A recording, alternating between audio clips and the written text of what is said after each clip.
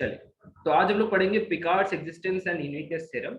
This Picard's existence and uniqueness theorem is basically associated with first order first degree differential equation. Linear और non linear नहीं बोल सकते because your function F is unknown. आपका function F unknown है, वो कुछ भी हो सकता है. अगर वो वाई स्क्वायर हो गया तो ये नॉन लीनियर हो जाएगी, वाई हुआ तो लीनियर हो जाएगी. So that is case dependent. तो बेसिकली हम लोग इसको बोल सकते हैं first order first degree differential equation with some initial condition. इस तरह की डिफरेंशियल इक्वेशंस को इनिशियल वैल्यू प्रॉब्लम भी बोलते हैं. अब देखिए, Picard's existence and uniqueness theorem important क्यों है?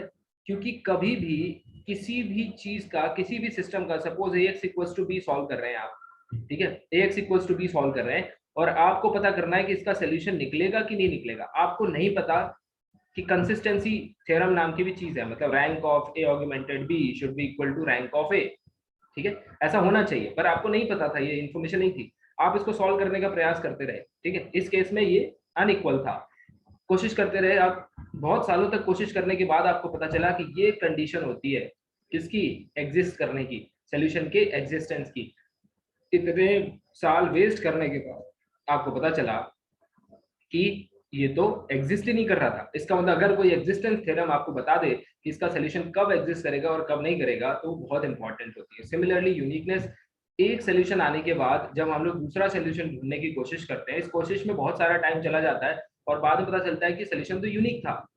ठीक है, तो यूनिक, ये टाइम आपका कौन बचा सकता है? कोई भी यूनिकनेस थ्योरम जो ये अश्योर करती है कि आपका सॉल्यूशन कब यूनिक होगा. ठीक है, इस तरह के सिस्टम की कब सॉल्यूशन एग्जिस्ट करेंगे, जब एग्जिस्ट करेंगे तो वो यूनिक होंगे या नहीं होंगे गिवन डोमेन में, ये हमें बताया किसने? पिकार्ड्स के थ्योरम. ठीक है, that's why it becomes essential.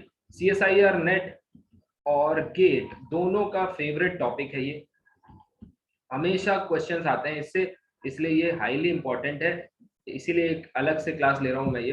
ठीक है, तो बहुत इंपॉर्टेंट सेक्शन है ये.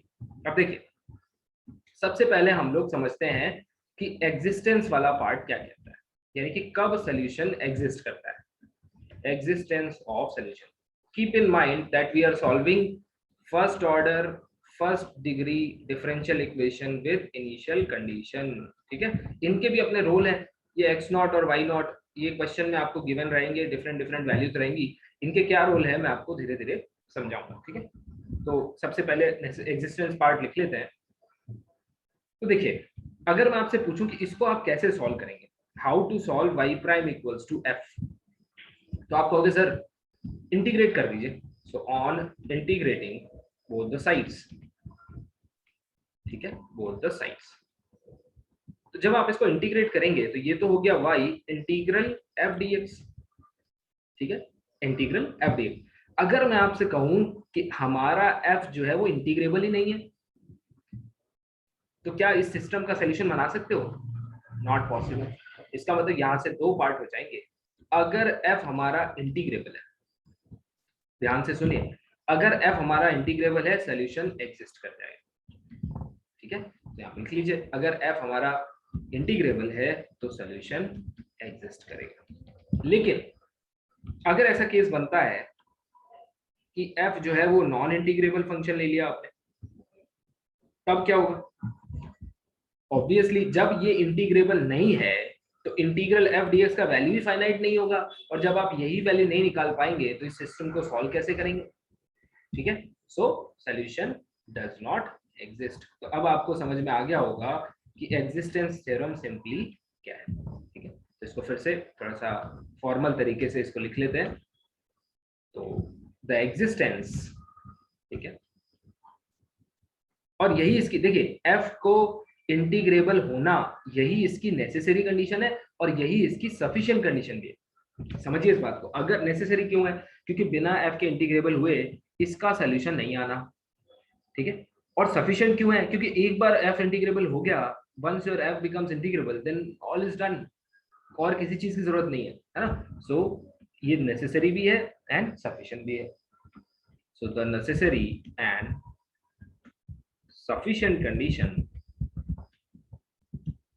sufficient condition for the existence of solution. ठीक है, या फिर हम ऐसे बोल सकते हैं such that this system ठीक है, existence of solution of system. इसको सिस्टम इसलिए बोल रहा हूँ क्योंकि इसमें इनिशियल कंडीशन भी शामिल है, तो स्टार लगा लेते हैं इसको, सॉल्यूशन स्टार, ठीक है। इन गिवन डोमेन, कुछ तो डोमेन दिया होगा, डिफरेंशियल इक्वेशन को जब डिफाइन किया होगा तो कुछ तो डोमेन दिया होगा। In given domain, let us से डोमेन आपका डी है, ठीक है, obviously it will be a subset of r cross r, x और y दो वेरिएबल है ना। In the given domain is क्या होगी भाई, that your f must be, जो अभी समझा आपने, मस्ट बी, इसको ऊपर रख लेते, मस्ट बी इंटीग्रेबल। इंटीग्रेबल कहां पर, इंटीग्रेबल ऑन व्हाट डोमेन, ये जो डोमेन है, जो डिफरेंशियल इक्वेशन का डोमेन है, integrable on same domain D. तो सिर्फ इंटीग्रेबल हो जाने से हमारा सॉल्यूशन अश्योर हो जाता है। इस पे सीएसआईआर नेट ने एक क्वेश्चन पूछा था, इसको हमने डे 1 में भी अलग तरह से किया था, पर अब आप पिकार्ड्स के एग्जिस्टेंस थ्योरम से भी इसको कर सकते हैं। तो ये सीएसआईआर नेट में आया हुआ क्वेश्चन है, ठीक है, देखिए। सो उसमें गिवन था y prime equals to lambda sine x plus y of 0 equals to 1, lambda belongs to r। 4 option दिए हुए थे, ठीक है। पहला ऑप्शन दिया हुआ था no solution in neighbourhood of 0, ठीक है। अब ये क्यों बोलता है नेबरहुड ऑफ 0, इसकी भी बात करेंगे, ये इन पॉइंट्स का क्या वैल्यू है, इनका क्या फर्क पड़ेगा, वो भी बात करेंगे आगे।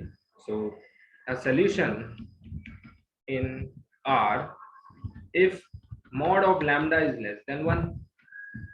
C, a solution in neighborhood of 0, यानी कि इसका काउंटर स्टेटमेंट।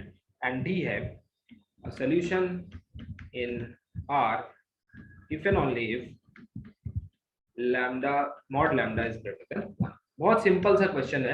अब पिकार्ड्स आपकी मदद करेंगे क्या, ये अगर आप सिस्टम देखें तो ये पिकार्ड्स की बिल्कुल पिकार्ड्स के लिए ही ग्राउंड बना हुआ है, यानी कि इसी पे तो पिकार्ड्स आपका अप्लाई होता है। तो देखिए इसके लिए करना क्या है, आपका f आइडेंटिफाई करना है। तो f आपका क्या है, f of x, y is lambda sine of x plus y। आपको कोई भी डोमेन दिया हो, चाहे वो R दिया हो, चाहे नेबरहुड ऑफ 0 का मतलब यह है कि कोई भी डोमेन अराउंड 0। तो मान लीजिए लेट अस से minus delta two plus delta, ठीक है, ये 0।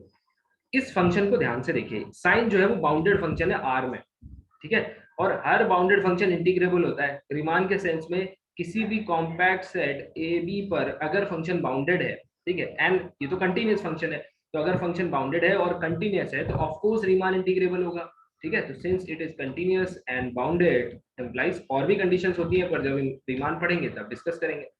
रीमान इंटीग्रेबल हो गया, तो इसका मतलब ये कह रहा है नो सॉल्यूशन, तो ऐसा तो हो नहीं सकता। क्यों, क्योंकि ये जो क्वांटिटी है, पिकार्ड कहता है once this function is your integrable then guarantee of the solution is assured, मतलब there exist a solution. Existence theorem से आप क्लेम कर सकते हैं कि सॉल्यूशन एग्जिस्ट करेगा, ये रही आपकी एग्जिस्टेंस थ्योरम। तो अब solution in are if lambda, अब देखिए mod of lambda less than 1 हो ग्रेटर देन 1 हो कोई फर्क नहीं पड़ता, लेकिन उन्होंने कहा कि if this is there so can there be a solution, yes there can be a solution, है ना। अब वो कह रहा है अ सॉल्यूशन, ये सी पार्ट में आया था, a solution in neighbourhood of 0। तो solution neighbourhood of 0 of course 0 के आसपास आप कुछ भी, 0 से कोई तकलीफ थोड़ी है, ठीक है। Yes correct, some of you are giving answer, that is absolutely correct, B and C. Last क्या है, ये इफ एंड ओनली इफ की वजह से प्रॉब्लम है, आंसर गलत, ठीक है। अब देखिए क्योंकि बात यहाँ पे उठी है इंटीग्रेबिलिटी की, तो क्यों ना एक बार रिकॉल कर लें कि कहाँ से इंटीग्रेबिलिटी अश्योर होती है। बिकॉज एफ एग्जिस्टेंस के लिए आपको क्या होना चाहिए, सॉल्यूशन एग्जिस्ट करने के लिए, सॉल्यूशन एग्जिस्ट करने के लिए एफ जो है वो रीमान इंटीग्रेबल होना चाहिए, ठीक है, इंटीग्रेबल होना चाहिए इन गिवन डोमेन डी। तो कहाँ से आपका रीमान इंटीग्रेबल होता है, इसको रिकॉल कर लेते हैं। सबसे पहले अगर हमारा फंक्शन कंटिन्यूअस है और बाउंडेड, तो एक काम करते हैं, देखिए बाउंडेडनेस तो नेसेसरी कंडीशन है रीमान के लिए, ठीक है। तो बाउंडेडनेस को तो आपको चाहिए ही चाहिए, function has to be bounded, bounded plus something. अब देखिए वो समथिंग क्या है, पहला अगर आपका फंक्शन डायरेक्ट कंटिन्यूअस हो डोमेन में, तुरंत रीमान इंटीग्रेबल हो जाएगा। दूसरा, अगर आपका फंक्शन डिसकंटिन्यूअस तो भी चल सकता है, पर कब चलेगा उसको समझ लीजिए। अगर डिसकंटिन्यूटी के जो पॉइंट है, डिसकंटिन्यूटी के जो पॉइंट है at countable number of points, countable points only, यानी कि अगर आपकी सेट ऑफ डिसकंटिन्यूटी कैसी है, काउंटेबल सेट है, तब ये आपका काम चल जाएगा।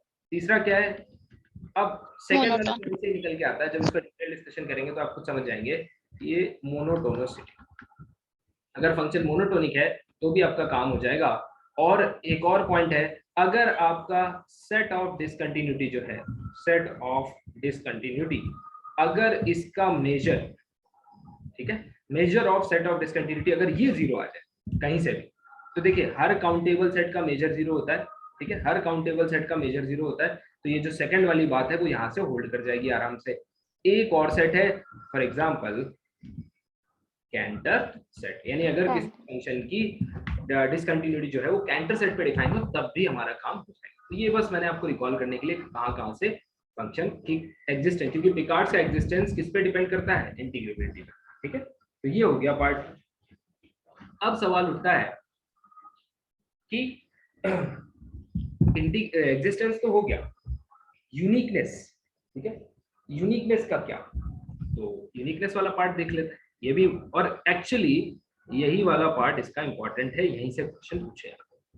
सो यूनिकनेस ऑफ सॉल्यूशन, कब सॉल्यूशन हमारा यूनिक होगा, ध्यान से इस पूरे लेक्चर को सुनना, क्योंकि इससे क्वेश्चन 100% आते हैं किसी भी एग्जाम में, ठीक है। यूनिकनेस ऑफ सॉल्यूशन, तो देखो अगर हमारा सिस्टम कुछ इस तरह से है, dy by dx equals to function y square भी हो सकता है, स्क्वायर रूट ऑफ y हो सकता है, ठीक है, साइन y भी हो सकता है, साइन x प्लस y कुछ भी हो सकता है, y at x not equals to y, ये सॉल्यूशन दिया हुआ है। तो सॉल्यूशन यूनिक कब होगा, so the solution if exist, ठीक है, यानी फर्स्ट पार्ट जो है एग्जिस्टेंस वाला पार्ट अश्योर हो चुका है, तब हम आगे बढ़ रहे हैं।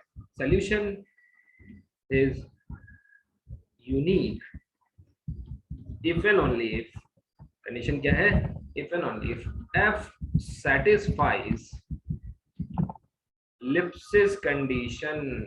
जी हाँ, ये रियल वाली, ठीक है, आपने रियल एनालिसिस में पढ़ी होगी लिप्सिस कंडीशन, नहीं पढ़ी तो मैं अभी पढ़ा देता हूँ। लिप्सिस कंडीशन याद कर पा रहे हो भाई, रिकॉल किया, रियल में किया था, ठीक है, लिप्सिस कंडीशन, लिप्सिस कंडीशन। अब देखिए क्या है, क्या हुआ, रिकॉल कर पा रहे हैं ना, यस यस। ठीक है। सो f satisfies Lipschitz condition in given domain। अगर हमारा फंक्शन एग्जिस्टेंस के साथ साथ लिप्सिस कंडीशन सेटिस्फाई कर जाए तो हमारा जो सॉल्यूशन होता है वो क्या बन जाता है, यूनिक बन जाता है। अब लिप्सिस कंडीशन क्या है, ठीक है, तो इस पे हमें अलग से बात करनी पड़ेगी। तो इस पे बात करने से पहले इसका जो एक छोटा सा पार्ट है, सब पार्ट है, उसको देख लेते हैं। if your solution is unique, if your solution is unique, तो कई बार CSI और नेट का खासकर और गेट का भी ये बड़ा फेवरेट पार्ट है, यहाँ से वो क्वेश्चन पूछ लेते हैं कि डोमेन ऑफ यूनिकनेस क्या है। If solution is unique then कई बार वो पूछते हैं what is the largest domain of uniqueness. अब देखिए डे 1 अगर आप याद करें तो हम लोगों ने सॉल्यूशन के और डिफरेंशियल इक्वेशन के डोमेन की बात करी थी, जिसमें हमने ये कहा था कि सॉल्यूशन जहां पे भी वेल डिफाइंड होगा वो हो जाएगा डोमेन ऑफ सॉल्यूशन, ठीक है। तो यहाँ पे वो क्या पूछ रहा है आपसे कि कौन सा लार्जेस्ट इंटरवल है या लार्जेस्ट डोमेन है जिसमें आपका सॉल्यूशन क्या है, यूनिक है, ठीक है। What is the largest domain in which it is unique, ये आपसे क्वेश्चन कई बार पूछता है, ठीक है। तो इसको देख लेते हैं। देखिए अगर आपने ये अश्योर कर लिया कि आपका सॉल्यूशन यूनिक है तो पिकार्ड्स की मदद से आप वो डोमेन भी निकाल सकते हैं, वो लार्जेस्ट इंटरवल निकाल सकते हैं। ये लार्जेस्ट डोमेन भी कहें या फिर इसको कहें लार्जेस्ट इंटरवल, कई तरीके से इसको बताया, लार्जेस्ट इंटरवल ऑफ यूनिकनेस। आपकी बुकलेट में ये चैप्टर नंबर 5 है, ठीक है। तो आज जाके आप देखेंगे, आप सारे के सारे 23 क्वेश्चंस उस चैप्टर में मेंशन्ड है, ठीक है, उस असाइनमेंट में, और सारे आप कर लेंगे। अब देखो एक बार यूनिकनेस अश्योर हो गई तो डोमेन कैसे निकाला जाता है, तो एक बार देख लेते हैं। So let y prime equals to f of x comma y with y of x naught equals to y naught, ये डिफाइन है। एंड आपका जो डोमेन डिफाइन है वो कुछ ऐसे डिफाइन है, देखिए डोमेन जो है हमारा वो कुछ ऐसे डिफाइन है, कैसे, x comma y such that x minus x naught less than a and y minus y naught less than b। यानी कि अगर मैं R2 में इसको बना के देखूं तो बेसिकली ये क्या बनेगा, ये R2 में x not comma y not, इसको अगर आप सेंटर मान लें तो ये एक रेक्टेंगल फॉर्म करता है। क्या फॉर्म करता है? रेक्टेंगल। रेक्टेंगल फॉर्म करता है जिसमें ये a है, ठीक है, और ये b है। क्या डोमेन दिया हुआ है? x minus x not is less than a, ठीक है, तो ये आपकी एक्चुअली 2a होगी बेटा, ठीक है, ये सेंटर से 2a होगी, यहां से 2a, और y minus y not is less than b, तो ये डिस्टेंस आपकी 2b हो जाएगी, ठीक है, क्योंकि यहां से यहां तक का लेंथ जो है वो a है, तो यहां से यहां भी a है, तो 2a हो गया, ठीक है। तो ये एक इस तरह का रेक्टेंगल है, और मान लीजिए आपका डोमेन जो है वो इस तरह से डिफाइन है। अब आप पूछोगे सर x नॉट क्या है, y नॉट क्या है? अब मैं आपको रिवील करता हूँ, वो जो पॉइंट्स लिखे होते हैं ना, ये जहां जो इनिशियल वैल्यू दी होती है वहीं पे आपको दे दिया जाता है कि वो जो डोमेन है डी, जो आपको पिकार्ड्स के लिए इस्तेमाल करना है, उसका जो सेंटर है वो कहाँ लाई करेगा। सो ये होता है आपका सेंटर, ठीक है, ये है आपका centre x not comma y not. Example करके दिखाऊंगा, न्यूमेरिकल जब हम लोग करेंगे तब ये चीजें और ज्यादा क्लियर हो जाएंगी, ठीक है। तो देखो ये हो गया आपका सेंटर, ये a और b ये क्या डिसाइड करते हैं? एक्चुअली यही डिसाइड करते हैं कि ये इंटरवल कितनी दूर तक स्ट्रेच होगा, है कि नहीं। अगर मैं a बढ़ा दूं या a बढ़ जाए तो ऑफ कोर्स ये इंटरवल स्ट्रेच हो जाएगा, यस और no? Yes sir. Yes sir.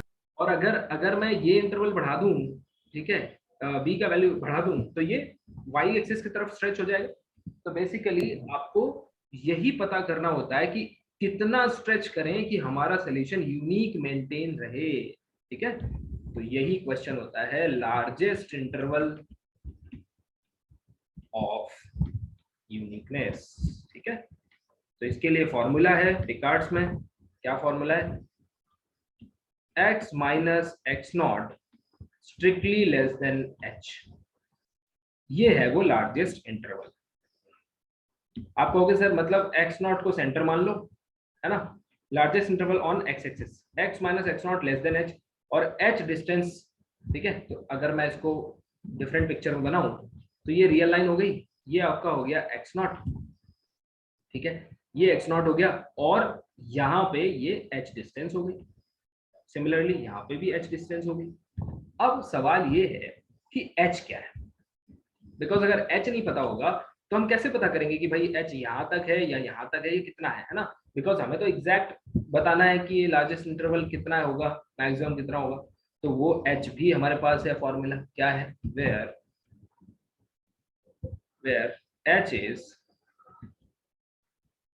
h is minimum of a comma b by m, ठीक है, where h is minimum of a comma b by m।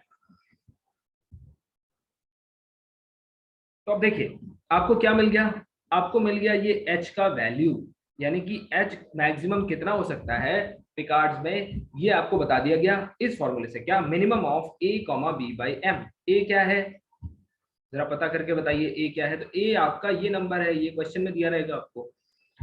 b क्या है? b आपका ये नंबर है, ठीक है। एंड व्हाट इज m, ये क्वेश्चन है। So where h is this and m is, m हमेशा याद रखिए मोस्ट ऑफ द टाइम, ठीक है, मोस्ट ऑफ द टाइम जो होता है वो मैक्सिमम वैल्यू होती है, सुप्रीमम वैल्यू होती है गिवन डोमेन में। तो supremum of mod f of x, y, ठीक है। सुप्रीमम कहाँ लिया जा रहा है याद रखना, ये नीचे जो लिखा जाता है उसका मतलब क्या होता है कि सुप्रीमम कितने डोमेन पे ले रहे हैं। इसको एक छोटे से एग्जांपल से मैं आपको समझा देता हूँ, ठीक है, ट्रिवियल है पर कई बार लोग गलती कर देते हैं। जैसे मैं आपसे कहूँ x, इसका सुप्रीमम, मैं आपसे पूछूं what is supremum of mod x, क्या आप बता सकते हैं what is supremum of mod x? That is problematic. क्यों? बिकॉज मैंने आपको डोमेन नहीं दिया है। अगर मैं आपसे पूछूं कि सुप्रीमम ऑफ मॉड एक्स इन 0 1 तो ये आ जाता है 1। अगर मैं आपसे पूछूं supremum of mod x in are तो क्या आ जाएगा? Infinity. Supremum actually does not exist. ठीक है, सुप्रीमम डज नॉट एग्जिस्ट। कोई ऐसी सबसे बड़ी वैल्यू नहीं है। अगर मैंने इस डोमेन को रिस्ट्रिक्ट किया 0 to 1000, सुप्रीमम आ गया 1000। तो इसलिए डोमेन बहुत इंपॉर्टेंट होता है, where x, y belongs to same domain D, जिसपे डिफरेंशियल इक्वेशन डिफाइन। ठीक है, तो देखिए m क्या हो गया, m की वैल्यू भी पता चल गई। यानी कि ये वैल्यू पता चलने के बाद जैसे ही आपका h निकल के आ जाएगा, आप सब्स्टिट्यूट कर दीजिए, आपका काम हो जाएगा। ठीक है, एक एग्जांपल से आपको करके बताता हूँ, एक न्यूमेरिकल एग्जांपल करते हैं, आपको एकदम क्लियर हो जाएगा। चलो शुरू करते हैं। तो लिखा हुआ है dy by dx equals to 1 plus y square y of 0 equals to 0। अब देखिए ध्यान से देखो, सेंटर क्या दिए हुए हैं। सबसे पहले पिकार्ड्स का यूज करते समय हमेशा यही देखा करो सेंटर क्या दिया हुआ है। तो सेंटर आपको दिया हुआ है ओरिजिन, यानी कि ओरिजिन के आसपास आपको, अब दो चीजें होती हैं, कभी कभी डोमेन में आपको a और b दे देता है। ठीक है, कभी कभी डोमेन डिफाइन कर देता है x, y belongs to R2 such that x minus x not की वैल्यू क्या है 0, x minus 0 less than a and y minus 0 less than b। आप कहोगे सर a और b क्या है? तो मैं कहूंगा a और b जो है वो रियल नंबर है। ठीक है, कोई भी रियल नंबर है। तो अब इसमें दो तरह की चीजें, इसका मतलब क्या है, mod x less than a और mod y less than b। तो क्वेश्चन दो तरह से आता है, कई बार ये a और b की वैल्यू दे देता है, ठीक है, और कई बार नहीं देता है। कई बार डोमेन डिफाइन कर देता है, कई बार आपको सिर्फ इतना देने के बाद खुद से डिफाइन करना पड़ता है। तो मैं आपको मोर जनरल केस बता रहा हूँ जिसमें a और b की वैल्यू नोन नहीं होती। ठीक है, तो स्टार लगा लीजिए, ये एक जनरल क्वेश्चन। अब सब उसके बाद इसका मतलब ये रेक्टेंगल आपका कुछ ऐसा बनेगा डोमेन का, और ये जो है ये आपका 2a हो जाएगा, ये आपका 2b हो जाएगा। ठीक है, 2a। पूछा क्या जाएगा, what is the question? Find out largest interval of ये CSIR नेट का क्वेश्चन है, पूछा हुआ क्वेश्चन है ये नेट। ठीक है, इंटरवल ऑफ यूनिकनेस। अब देखिए इसको करने के लिए आपको क्या आइडेंटिफाई करना है, आपको f आइडेंटिफाई करना है। अगर मैं आपसे पूछूं व्हाट इज लार्जेस्ट इंटरवल, आप कहोगे largest interval x minus x not less than h। तो मैं कहूंगा x नॉट का वैल्यू तो नोन है, x not is known to you, what is x not 0। तो इसका मतलब ये आ गया mod x less than h। इसका मतलब आप सॉल्यूशन के एकदम पास है, एकदम नजदीक है, बस आपको h निकालने की जरूरत है। तो h क्या है, देख लीजिए h क्या है। तो h is minimum of a, b by m। आपको पता है a और b आपने डिफाइन किए हैं, और m क्या है, मैक्सिमम वैल्यू। तो m जो है supremum over domain D mod of f x comma y। So can you find this m? Yes, answer is very simple। क्यों? अगर आपको फंक्शन दे दिया गया है, क्या दिया गया है, 1 प्लस वाई स्क्वायर, आपको डोमेन ये दे दिया गया है, याद रखिए ये डोमेन है आपका। ठीक है, ये रेक्टेंगल जो है ये एक कंटीन्यूअस फंक्शन है, और ये एक बाउंडेड डोमेन है। कंटीन्यूअस फंक्शन बाउंडेड डोमेन पे अपने बाउंड्स अटेन करता है। तो अगर मैं पूछूं what will be the maximum value, तो सिंपल सी बात है, बिल्कुल क्लियर दिख रहा है यहाँ पे कि y की जो मैक्सिमम वैल्यू होगी उसको सब्स्टिट्यूट कर दीजिए, आपको इस फंक्शन की मैक्सिमम वैल्यू मिल जाएगी। सो can I say that it's maximum value is 1 plus b square. Do you agree with this? Yes, sir. Okay, very good. So m का वैल्यू आ गया। ठीक है, आप देखो क्या बचा, h equals to minimum of a b by 1 plus b square. अब देखिए यहां से दो केस होते हैं, और पहला केस आसान होता है, इसको तो मोस्टली लोग बता देते हैं। अगर a और b आपके नोन है तो क्या होगा, देखिए अगर ये नोन है तो इजीली आप वैल्यू पुट कर दीजिए, आपको साफ पता चल जाएगा इनमें से कौन सा मिनिमम है, और इसमें रख दीजिए x minus x not less than h, और x नॉट तो यहाँ पे 0 भी है, तो और फायदा हो गया, mod x less than h। ये आपका लार्जेस्ट इंटरवल हो जाएगा x एक्सिस पे। बट द पॉइंट इज यहाँ पे अननोन है। ठीक है, तो ये मुझे लगता है कंपैरेटिवली इजी है, क्योंकि यहाँ से आपको डायरेक्ट वैल्यू मिल जाती है। बट ये थोड़ा सा ट्रिकी है, जिसमें a और b जो होते हैं आपके वो अननोन। जिसको आप डिफाइन करते हैं। ये ट्रिकी है, थोड़ा सा ट्रिकी है इन द सेंस आपको कैलकुलेट करना पड़ता है। तो आप कैसे करते हैं उसको देख लीजिए। देखो ये तो a है, अलोन फंक्शन है, इसमें तो a की वैल्यू के बिना हमें पता नहीं लगेगा कि ये छोटा है या ये छोटा है। क्यों ना हम एक काम करें, एक तरीका निकालें, क्यों ना हम पहले ये देख लें कि इसका लार्जेस्ट पॉसिबल वैल्यू क्या है। आप समझ रहे हैं, दो फंक्शंस के बीच में या दो वैल्यूज के बीच में आपको छोटे वाले को चुनना है।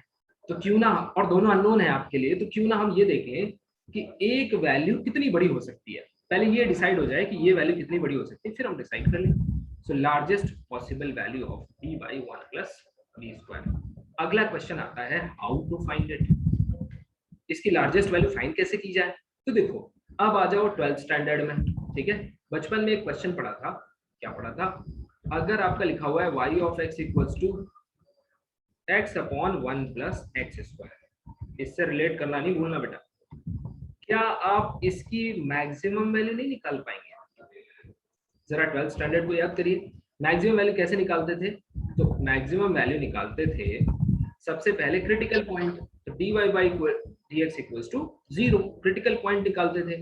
इससे आपको क्या मिलता था, इससे चेन बनाइए हमेशा, इससे आपको एक x मिलता था, वो x से आप क्या करते थे d2y by dx2 पे सब्स्टिट्यूट करते थे इसको। अगर ये लेस देन 0 आया तो मैक्सिमा हो गया, अगर ये ग्रेटर देन 0 आया तो मिनिमा हो गया, ठीक है। यही हुआ करता था ना। तो क्यों ना अब जरा ध्यान से देखो, ये लगभग वैसा ही फंक्शन तो है, वेरिएबल तो है, अब उसमें b लिखा है, यहाँ x लिखा है, ये तो बड़ा चाइल्डिश है ना। तो इसी से फॉरवर्ड करते हैं, आगे बढ़ते हैं, प्रोसीड फॉरवर्ड करते हैं। तो देखो इसका मैक्सिमम वैल्यू निकालने की कोशिश करिए, ठीक है। क्या करेंगे, सबसे पहले इसका क्रिटिकल पॉइंट, फिर सेकंड डेरिवेटिव, फिर देखिए कहाँ लेस आ रहा है कहाँ ग्रेटर आ रहा है, ठीक है। पॉज करके इसको सॉल्व करिए, फिर बात करते हैं। इसको सॉल्व करने के बाद आपको पता चलेगा कि x इक्वल टू 1 पे इसका मैक्सिमम वैल्यू मिलेगा, और वो मैक्सिमम वैल्यू क्या होगा, हाफ। तो बस हो गया काम, इसका मैक्सिमम वैल्यू आ गया हाफ। तो यहीं पे इसको सॉल्व कर देता हूँ। तो h क्या हो गया आपका, minimum of a comma half. अब देखिए यहाँ पे मेन ट्रिक होती है कि यहाँ पे किसको चूज करना है। तो देखिए a तो आपने पुट किया है, ठीक है। अब ये क्या, ये मिनिमम होगा, इसके लिए तो आप कैसे अश्योर हो सकते हैं, बिकॉज ए तो वेरिएबल है, कुछ भी हो सकता है। तो ऑन अ सेफर साइड, और CSIR नेट भी इसको कंसीडर करता है कि आप हाफ को मिनिमम दे सकते हैं, ठीक है। तो this must be your choice, this should not be your choice, ठीक है। एच की वैल्यू क्या आ गई, हाफ। तो अब बताइए what is the largest interval, पीछे जाइए, इसका सोल्यूशन आपको मिल जाएगा। सो बताइए यहाँ पे, ओके हाँ यहाँ था ना question.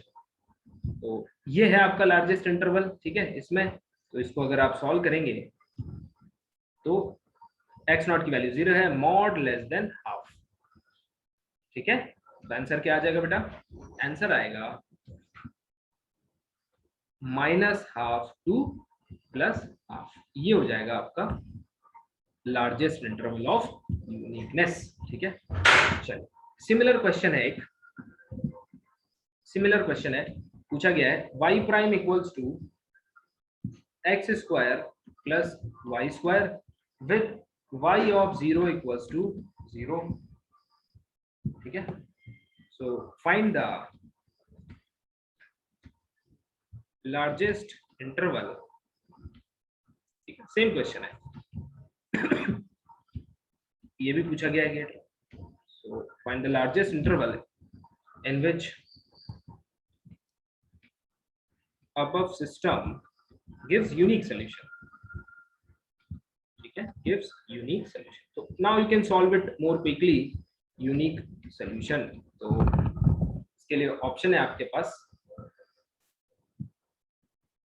-½ to +½ yes you can start solving also, minus square root of 2 to square root of 2, c -2 to +2, and d minus square root of 2 to plus square root of 2, ठीक है। अब देखिए, अब फटाफट इसको कर सकते हैं क्या, सॉरी देखो ये सिस्टम दिया हुआ है, क्लियर, तुरंत आपने आइडेंटिफाई किया कि f आपका क्या आ गया, x² + y²। डोमेन आपको ही डिफाइन करना पड़ेगा, सो ए और बी आपको लेने पड़ेंगे R2 सच दैट 0 0 है तो mod x less than a and mod y less than b। ठीक है, ये आ गया। अब देखिए, तो ये अगर आप लार्जेस्ट इंटरवल की बात करें तो आप यहीं से क्लेम कर सकते हैं लार्जेस्ट इंटरवल क्या आ गया, लार्जेस्ट इंटरवल आ गया x माइनस x नॉट की वैल्यू 0 लेस देन h, यानी only task is how to find h। So h is minimum of a b by m। अब m भी आपको देखिए, ये again it is a continuous function, it is a bounded domain, same logic से बताइए m क्या होगा। So what will be your m, so minimum of a b upon m का वैल्यू आएगा a square plus b square, because x की largest value रख दीजिए, y की लार्जेस्ट वैल्यू रख दीजिए, वही इसकी लार्जेस्ट वैल्यू होगी, तो a square plus b square. ठीक है, सेम कॉन्सेप्ट जो पिछली बार अप्लाई किया, क्योंकि ये दोनों वेरिएबल हैं तो एक का सुप्रीमम वैल्यू देख लीजिए पहले, तो सबसे पहले इसका मैक्सिमम वैल्यू निकाल लीजिए। ठीक है, तो इसको जब आप सॉल्व करेंगे तो इसका मैक्सिमम वैल्यू आएगा square root 1/2a। Okay, so maximum value of your function b by a square plus b, ये जो आएगा ये आएगा आपका 1/2a। I think x equals to a पर आएगा। ठीक है, x इक्वल्स टू a पर आएगा, 1/2a आ गया। So h is minimum of a b by m। m क्या आ गया 1/2a, this is your largest value. So minimum of a minimum of, oh sorry, इसको कैंसिल करने के बाद, ठीक है, कैंसिल करने के बाद आया है, सो 1/2a, sorry my mistake, a, 1/2। अब आपको देखना है कि कौन सी वैल्यू के लिए, अगर आप देखें a equal to square root of 1/2, अगर आप ये पुट करते हैं, ठीक है, तो आपका h जो आ जाएगा 1/2, so h will be 1/2a, hence your largest interval। ठीक है, इनको इनकी कैलकुलेशंस कर लेंगे, you will get the answer। so the largest interval, because x की या a की कौन सी वैल्यू पे ये 1/2a मिल रहा है, आपको इस वैल्यू पे मिल रहा है। ठीक है, वो आप सॉल्व करेंगे तो आपको मिल जाएगा क्रिटिकल पॉइंट से। सो ये वैल्यू 1/2a ही आप सब्स्टिट्यूट करेंगे। So largest value, largest interval will be mod x less than h, which is 1/2। so what will be your answer? अब आप पीछे जाके देखेंगे तो your answer will be, I think B, right? B। Answer will be B। ठीक है, so this is how we deal with the questions। अब आप खुद बताइए, अगर a और b के वैल्यू नोन है तो वो तो बहुत आसान केस हो जाएगा, है ना, उसमें तो कुछ करना ही नहीं है आपको, a और b अगर आपके नोन है। अब आते हैं एक बहुत क्रूशियल और बहुत इंपॉर्टेंट सेक्शन की तरफ, जब आपसे क्वेश्चन पूछा जाता है कुछ ऐसा, y prime equals to y to the power alpha, y of a equals to b।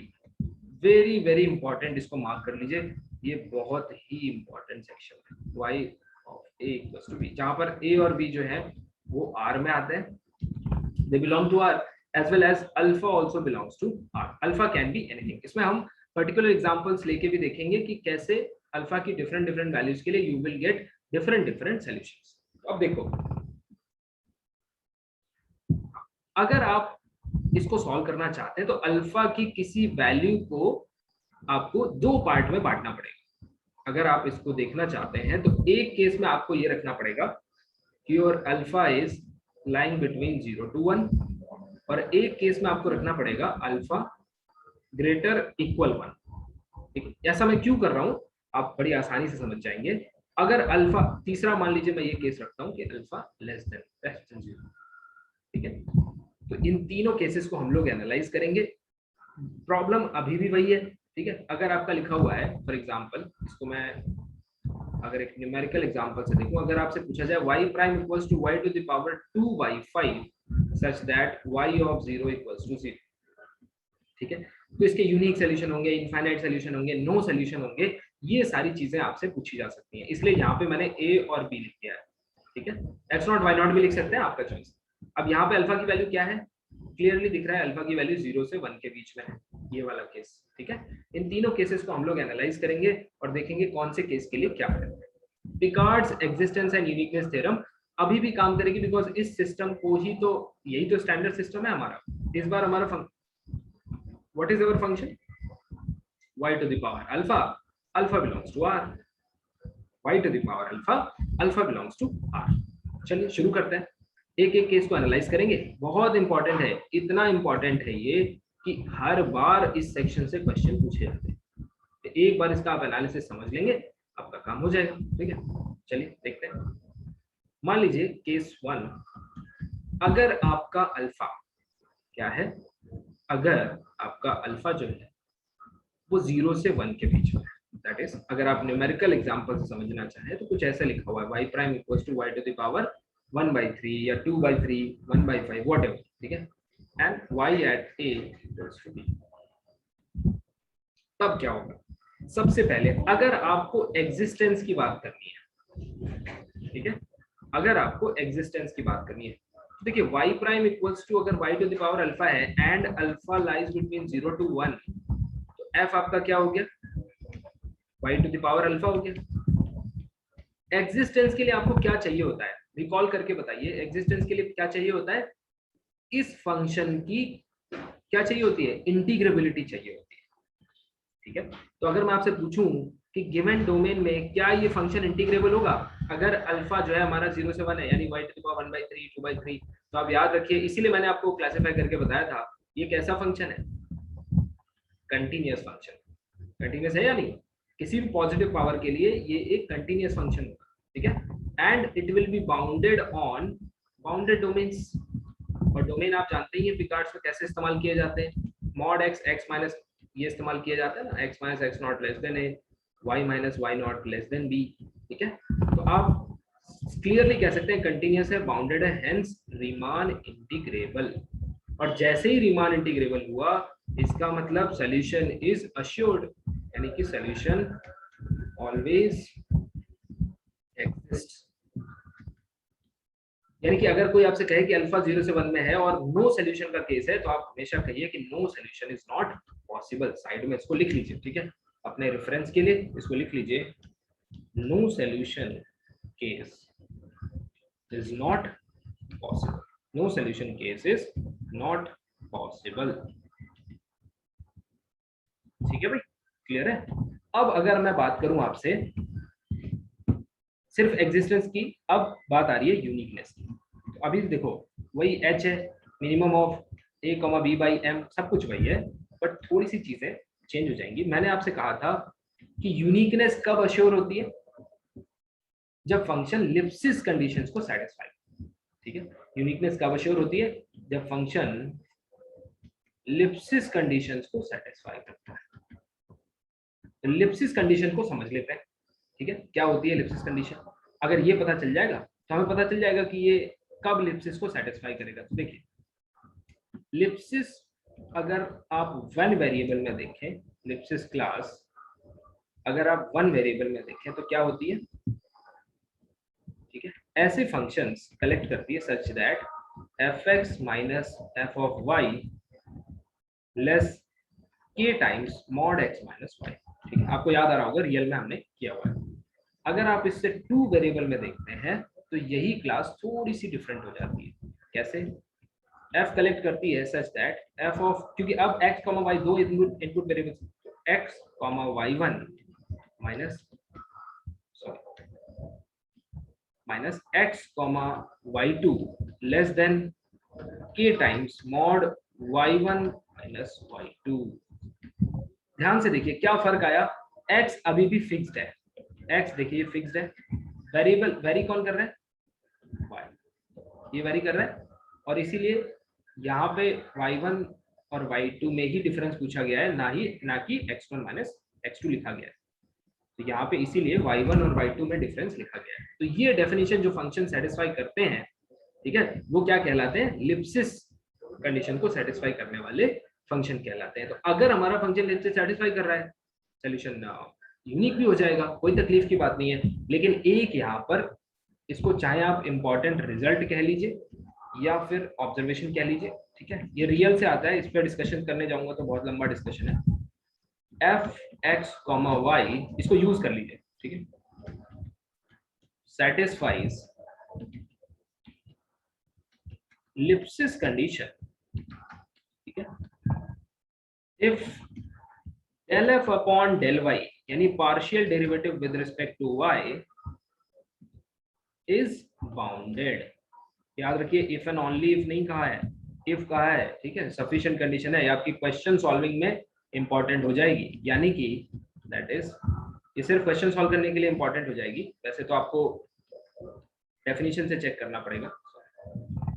del f upon del y के रिस्पेक्ट में डेरिवेटिव निकाल लीजिए, del f upon del y, अगर ये आपका बाउंडेड आ रहा है, ठीक है, सम लेट अस से n, ठीक है, तो आपका फंक्शन लिमिट से सेटिस्फाई कर जाएगा। इतनी इंफॉर्मेशन जैसे ही हमें मिली तो हम आगे बढ़े। हमने कहा हमारे पास फंक्शन क्या गिवन है, y to the power alpha, और अल्फा की वैल्यू क्या है 0 से 1 के बीच में। हमने del f upon del y निकाला, क्या आया, alpha time y to the power alpha minus 1, alpha times y to the power alpha minus 1। Alpha कहां से कहां तक बिलोंग कर रहा है, 0 से 1 के बीच में बिलोंग कर रहा है। आप खुद मुझे बताइए, अगर ये क्वांटिटी 0 से 1 के बीच में, तो अल्फा माइनस 1 लेस देन 0 हो जाएगा या नहीं? Yes, sir. So this gives that alpha minus 1 becomes less than 0, and in that case once alpha minus 1 becomes less than 0, what does it imply? It implies कि ये जो function होगा ये कैसे लिखा जाएगा, alpha upon y to the power some beta, denominator में आ जाएगा। अब यहां से दो केस है, क्या ध्यान से समझना, अगर आपके डोमेन में कहीं भी y की वैल्यू 0 हो रही होगी, ठीक है, domain contains y equal to 0, तो del f upon del y बेटा क्या हो जाएगा, del f upon del y हो जाएगा क्या, अनबाउंडेड। क्या हो जाएगा, अनबाउंडेड, क्योंकि जैसे ही y 0 पे y इक्वल टू 0 पुट करोगे तो ये इन्फिनिटी चला जाएगा, अनबाउंडेड हो जाएगा। तो अगर domain y equal to 0 contain कर रहा है तो ये अनबाउंडेड हो जाएगा, लिप्सिस कंडीशन सेटिस्फाई नहीं होगी, and once Lipschitz condition fails to satisfy your solution can never be unique.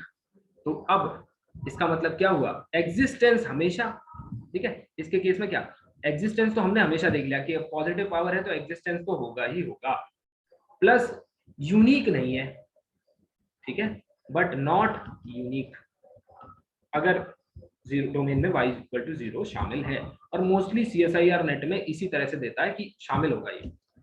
तो फिर क्या करोगे, ठीक है, तो हमेशा याद रखिए एग्जिस्ट कर रहा है यानी सोल्यूशन है, और यूनिक नहीं है तो कितने होंगे, बड़ी कॉमन सेंस की बात है, इनफाइनाइट सॉल्यूशंस हो, इस पे क्वेश्चन पूछे जाते हैं। लेकिन अगर डोमेन में 0 ना हो, if domain does not contain, if your domain does not contain y equal to 0, तब क्या होगा बेटा, तब लिप्सिस कंडीशन सेटिस्फाई हो जाएगी और सॉल्यूशन यूनिक हो जाएगा। ठीक है, अगर आप एग्जांपल से देखना चाहते हैं तो देख लीजिए। अगर मैं आपको एक क्वेश्चन दूं, क्वेश्चन नंबर 1, ध्यान से समझिए, y to the power 2/5 such that y of 0 equals to 1, पहला क्वेश्चन, ठीक है, कितने सॉल्यूशन होंगे ये पूछा है आपसे। दूसरा क्वेश्चन पूछ रहा है y prime equals to y to the power 1/3, ठीक है, y of 0 equal to 0।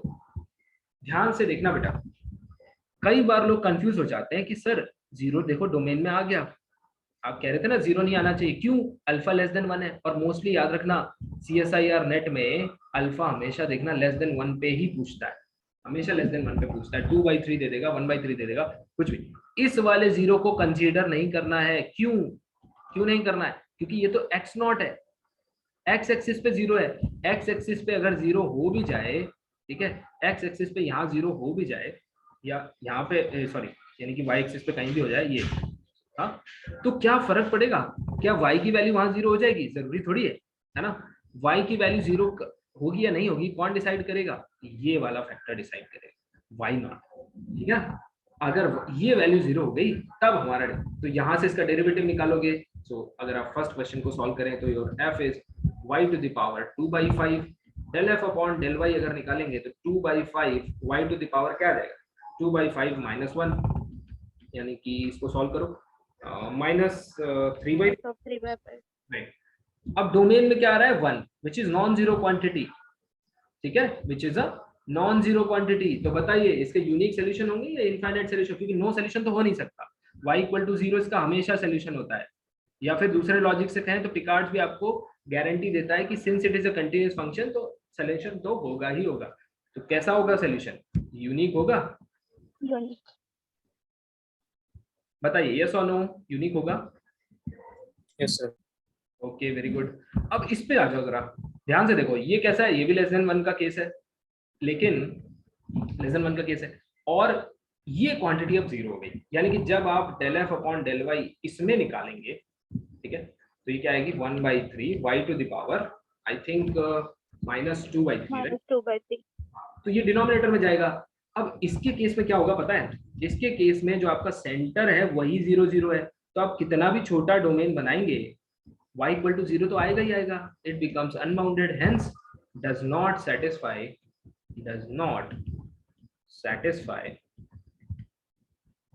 लिप्सिस condition. और जैसे ही लिप्सिस कंडीशन सेटिस्फाई नहीं होगी तो आप कहोगे कि यूनिक सोल्यूशन तो नहीं होगा, तो यूनिक होगा नहीं, और एक तो कम से कम होगा, तो कितने होंगे? इनफाइनाइट होंगे, इनफाइनाइट सॉल्यूशंस, ठीक है, इनफाइनाइट सॉल्यूशन। तो ये वो क्लास है जो CSIR नेट में बार बार पूछा जाता है इस तरह से। अब आपके लिए केस 2 आसान हो जाएगा। अगर मैं आपसे कहूं y to the power alpha, यानी y prime equals to y to the power alpha y at a equal to b, और यहां पर मैं केस ले लूं अल्फा ग्रेटर देन 1 का। अब देखो फायदा क्या है, देखो बेटा एक लाइन में हो जाएगा, ये हमेशा कंटिन्यूअस होगा, तो since y to the power alpha always continuous और अल्फा ग्रेटर देन 1, ठीक है, हमेशा कंटिन्यूअस है, इसका मतलब सॉल्यूशन ऑलवेज एग्जिस्ट। पिकार्ड्स कह रहा है सॉल्यूशन हमेशा एग्जिस्ट करेगा क्योंकि bounded domain exist on bounded domains,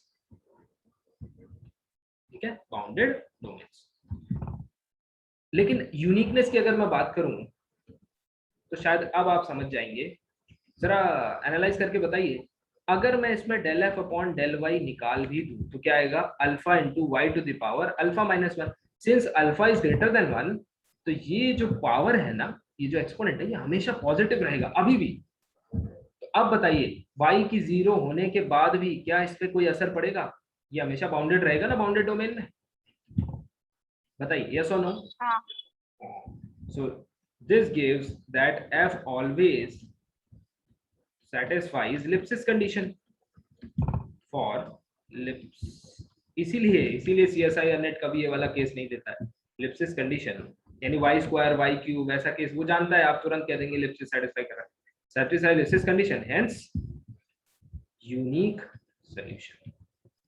इसका मतलब अल्फा ग्रेटर देन 1 में चाहे 0 आए या ना आए कोई फर्क नहीं पड़ेगा, हमेशा यूनिक सोल्यूशन होगा। फॉर एग्जांपल अगर आप एग्जांपल देखें, अगर मैं आपसे कहूं y prime equals to y to the power 3/2 y of 0 equal to 0, बताइए, देखिए कंटिन्यूअस फंक्शन है, एग्जिस्टेंस तो होगा, y इक्वल टू 0 हमेशा सोल्यूशन बनेगा तो एग्जिस्टेंस तो होगा, नो सोल्यूशन तो इसमें हो ही नहीं सकता।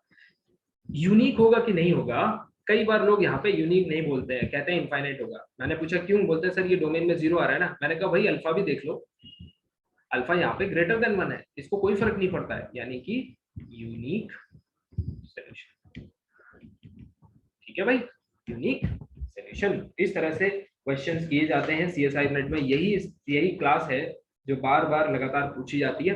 एक क्वेश्चन मैं आपको लास्ट क्वेश्चन करवा रहा हूँ, this is the last question of this session, ठीक है, ये अगर आपने कर लिया तो समझ लीजिए आपका काम हो गया। ये नेट में पूछा गया है, लिखा हुआ है y prime equals to 2 square root y such that y of 0 equals to a, ठीक है, हैज, ध्यान से करिएगा भाई, बहुत इंपॉर्टेंट क्वेश्चन है, इसको गलत कर दिया तो पूरी मेहनत खराब। तो देखो लिखा हुआ है no solution if a is 0, ठीक है, मैं आंसर आपसे चाहूंगा फिर बाद में मैं डिस्कस करूंगा। We have infinite solutions if a is 0, ठीक है। C है, ये टॉपिक भी बड़ा डिफिकल्ट माना जाता है पर मुझे नहीं लगता कि अब आपके लिए ये डिफिकल्ट होगा। Unique solution